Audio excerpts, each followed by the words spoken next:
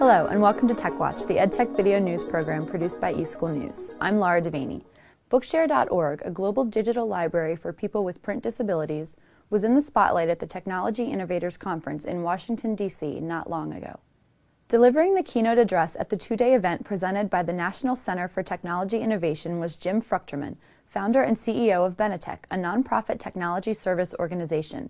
He described how he and his tech-savvy young son one day discovered the spark that led to the inception of the Bookshare program. What we now call Bookshare comes from an hour spent with my teenage son at the end of 1999. Now, he was 14 at the time, and anyone who has a 14-year-old knows that 14-year-old boys don't actually spend a lot of time talking to their dad, you know? And so that probably has been a long time. And so anyway, I come home and there's this new icon on the computer, and I was, who's installed software on my computer, you know? And Jimmy says, oh, I did that, Dad. I said, oh, what is it? Oh, it's something called Napster. Oh, what's Napster? Oh, well, you know Chris, who lives 2 doors down? His mom's the CEO. It's a new software program. Oh, what does it do? Oh, it's about music.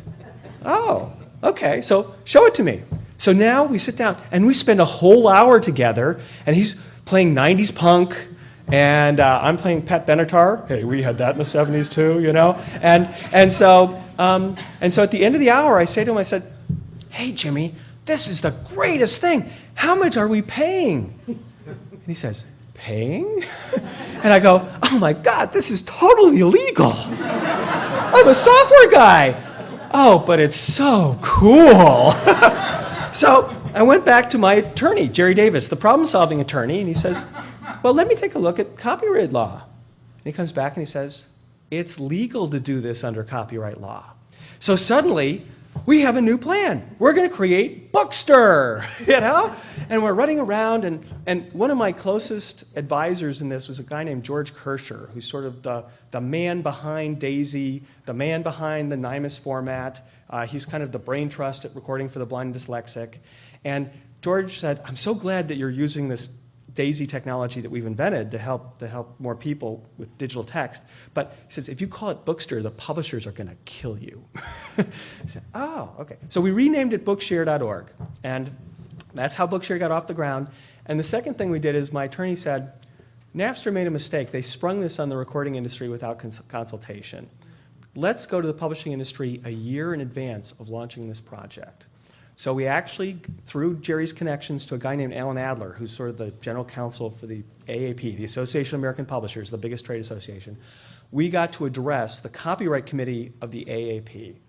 These are the general counsels, the chief lawyers of all the big New York publishing houses.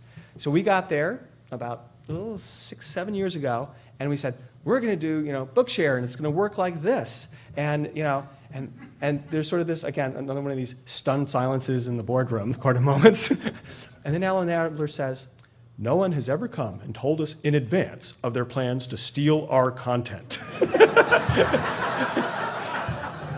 And I'm saying, but Alan, it's not theft. It's the bargain in copyright law between society's interest in serving people with disabilities and schools and libraries and the right of the publisher to make money.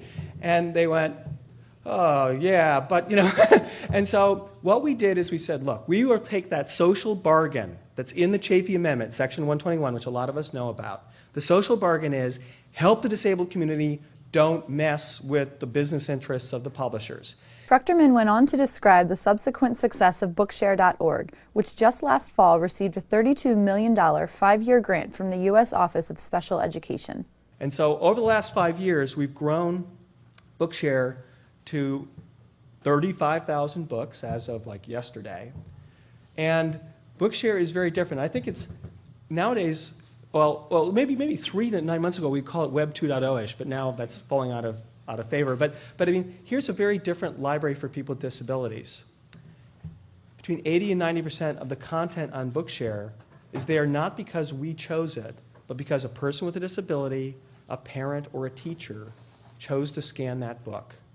Okay? And so it's basically a user-created library. It's actually a place on the internet where the disabled community and the people who are supporting the disabled community can get together and advance their interest in reading the books that they want to read. Now, the other books we tend to pick because they're books like textbooks, New York Times bestsellers, every Newbery Award-winning book. Hey, we're missing, Star Trek 193. We leave that to the volunteer community. We're missing Boxcar Children number 13. Okay, great, we'll take care of that. But we kind of balance this effort.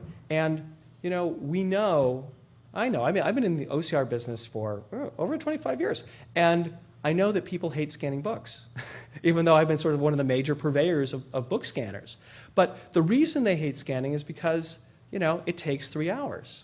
And imagine, what a barrier to literacy if you have to invest 3 hours to scan a book before you can start reading. Gosh, that just might discourage people from reading a little bit. But we have a community that's hungry for reading. And if they can't get the book through the traditional channels, here's a way that they can go ahead and grab that book and provide it not only to themselves, but to the community of other people like them who need those books in accessible formats.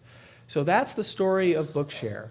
For more information on Bookshare, visit the project's website at www.bookshare.org. For additional information about the Technology Innovators Conference and the National Center for Technology Innovation, go to www.nationaltechcenter.org. eSN TV, your #1 source for video news and information from North America's leading EdTech publications, from the world's foremost EdTech website, the eSchool News Network, America's EdTech authority. Watch eSN TV. Encounter the field's most fascinating personalities, the innovators who are turning the old school into the e-school. Watch eSN TV. Meet notable educators, advocates, and leaders. Watch eSN TV. Get real-time coverage of EdTech's most important gatherings. Stay up to the minute. Get the EdTech news and information you need to succeed. Watch eSchool News TV.